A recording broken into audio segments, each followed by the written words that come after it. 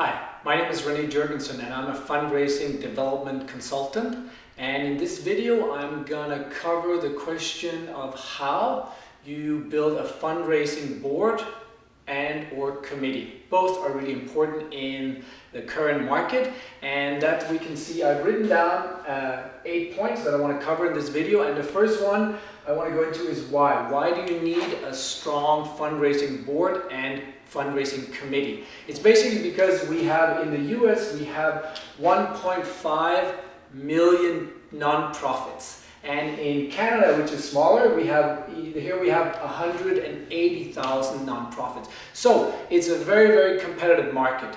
But not only is it a competitive market, we also see what donors, what their patterns are. Right now, the pattern is that donors are giving larger amount of money, but to less organization. One Gallup survey figured out that 47% of donors were only giving to one charity, and 27% were giving to two. So this is 73% of donors, this is 3 out of 4 donors are only donating to 1 or 2 charities. And so in a market that is totally overcrowded, it is extremely competitive out there. And when the pattern shows that it's so competitive that donors are saying, okay, I cannot be bothered by giving to everyone, so I'm just picking 1 or 2 charities, foundation or nonprofits that I really, really like, and that's where I'm going to keep my focus. So that's the reality of the market you're in, and because of that reality, you have no other choice than to really focus on major gifts, build a strong major gift program, and build a strong fundraising board and strong fundraising committee. This is really the only way to secure the future of your organization and make sure that the work continues. So, how do you do this? Well, the second point here is really how does a fundraising board or committee work? It works by these 2 words, which is give and or gather. So either you can say that each member, board member, committee member, they either have to give a lot of money, they might be very wealthy, resourceful, and they give a lot of money, and therefore that's all you ask them. You might also have other members that are less rich and resourceful, and they might be really good at leveraging the networks, they might be good at reaching out to peers and gathering a lot of money. You need either of the 2. For somebody to be a board or committee member, they really have to do one or the other. Of course, the ideal situation is a very strong, resourceful board member or committee member that's able to do both. Give a lot of money personally, but also gather a lot of money. That is really the ideal situation where you want to get to. So, but this expectation should be communicated. This is the third point here. It is really important to communicate the expectations to each board and committee member. And one way to do that is to have a terms of reference. So the terms of reference for the board or committee is that we expect you to be a fundraiser, to give or gather. You might even, some professional boards and committees, they even set a dollar amount on each member. This is the cost you have to give or gather this much a year. Whatever you decide, it might also be, the terms might also be a reference of what is the expected time commitment, how many meetings a year, how many phone calls, and basically how many hours a month is expected of each member. But it's very important to communicate this at the beginning so we're all on the same page. That's very important. Communication is very important. Then the fourth point here is expansion. So a lot of boards I have been in touch with and worked with are kind of barely functioning. Unless your organization is very large and very efficient with a large, efficient board and fundraising committee, you are in the boat of most medium-sized, smaller charities, which is you might have a small board of 8 to 12 members and you have 4 or 5, maybe 6 showing up at each meeting, and the rest are on the phone call, if you're lucky. So this is really, that is not the ideal situation. You want to have a strong board and a strong committee.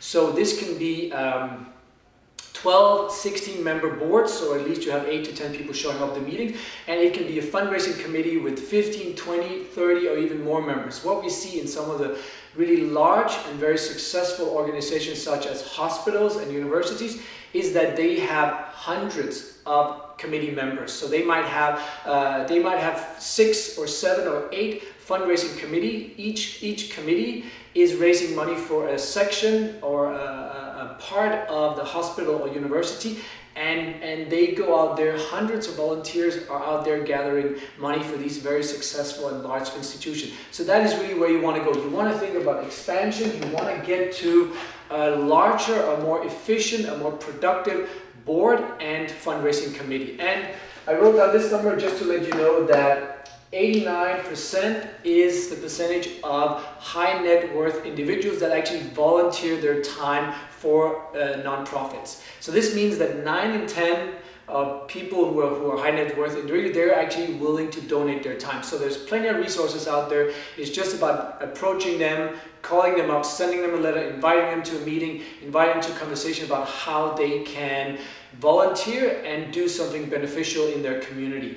And when you pick these new members, it is, in my mind, it's very important to think strategically. What you want to do is you want to have at least one board or committee member from each sector. You might have more than one, but at least one. So when you go out, when you reach out to new board members and committee members, you want to think of having a couple, one or two from each sector. So that is, for instance, the banking sector, it's investment, it's real estate, it is the business sector, it is IT, it is entrepreneurs. You really want to think about where is the money, where are the different sectors where you believe that there is a lot of donations waiting for your organization. So you reach out strategically and you place board and committee members strategically on your board and committee. And that is really how you can grow it into a very successful fundraising board and committee.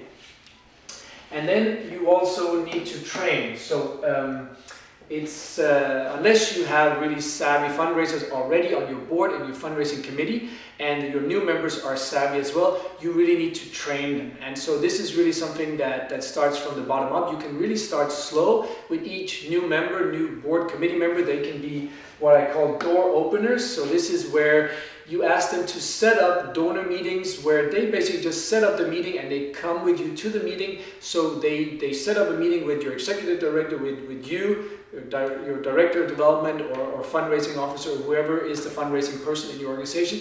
You join the board member, committee member, they just open the door, they set up the meeting, and then you join them and you take over, you do the talking, you do the asking. They just open the door.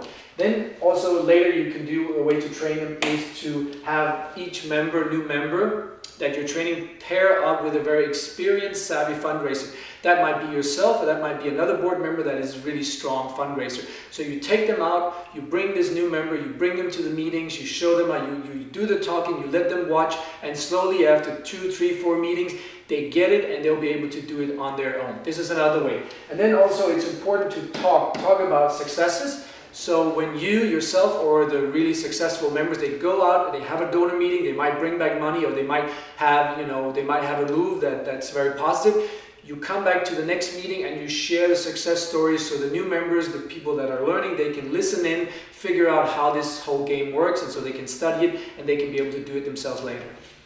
Then point number 6, I also wrote down that responsibility is something you need to build as you're building the fundraising board and committee as well. So it starts slow, you're training, you're expanding, you're communicating, you're expanding.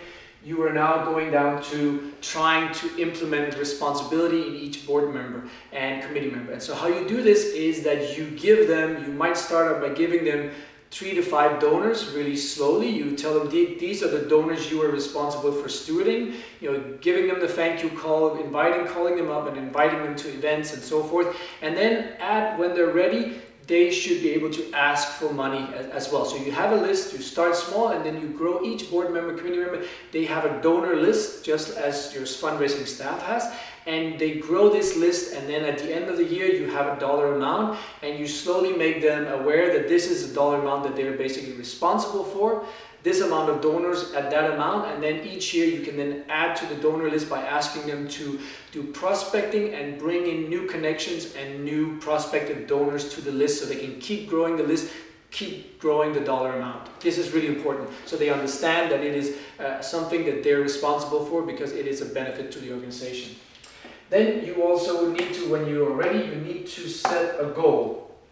Without a goal, your committee, your fundraising board is a little bit just going day by day and really not motivated. The reason you set a goal is that this is how you evolve. This is how you get better at what you do. You might want to start a little bit realistic or conservative and say, okay, we want to we want to increase the major gift budget or what the committee or board raises. We want to increase it by 25, by 50%. You might also be very aggressive and say, okay, we want to double the major gift budget in 3 to 5 years. Of course, if you set a very ambitious, aggressive goal, then that again ties into, well, how are you going to get there? And this then again comes back to communicating here with what are the goals of the organization, making sure that each board member understands that the reason we want to double the major gift budget is because with this much more money, we can do more programming, we can hire more staff, and we can impact and change the world even more than we did before. So you communicate to them why we need to set a high goal. And of course, each member and the board as a whole, and also the committee, they have to buy into it. They have to agree and say, you know, this is a goal we're comfortable with. We believe we can do it, and we're putting our signature on it, and we're ready to grow rapidly and aggressively because that will increase the impact of the work we're doing as an organization. And then also, once you set an ambitious goal, that also brings you back to point 4, is that if it is very ambitious, you say, okay, we need more members. We need, which sectors do we not have access to? Do we have anybody in real estate or in the financial sector? If not, you need to expand the board and the committee even further. You might even set up an additional committee. In order to double the budget, you might say, okay, we need a new event. We don't have a gala or we don't have a golf tournament. So now we're creating a new event and we're setting up a totally new committee for that golf tournament or for that gala or that event. And that committee can be a totally new committee that also basically is a fundraising committee, but they're just focused on the event and raising money for the event. And now you can expand again with another 10, 20 members. And now you have a lot of more resources. You have basically a lot of volunteers that is donating their time for free, and they're gathering money for you so you can increase your budget and do more work and change the world and in your community. And then the last one, I wrote down 8, is important also to reward your board members and to celebrate the successes. Obviously, if you have big donations coming in, you celebrate it at the meetings and you pat the people on the back and you celebrate it as a team effort.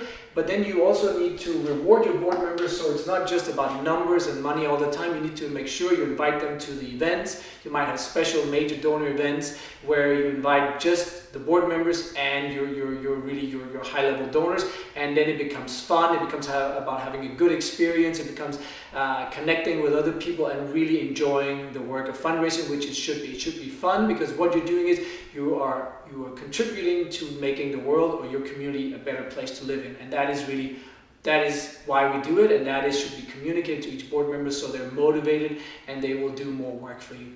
That's it for this video. If you have more questions about how to build or train your fundraising board or committee, you are welcome to contact me through my website, and I'm here to help you succeed in your fundraising endeavors.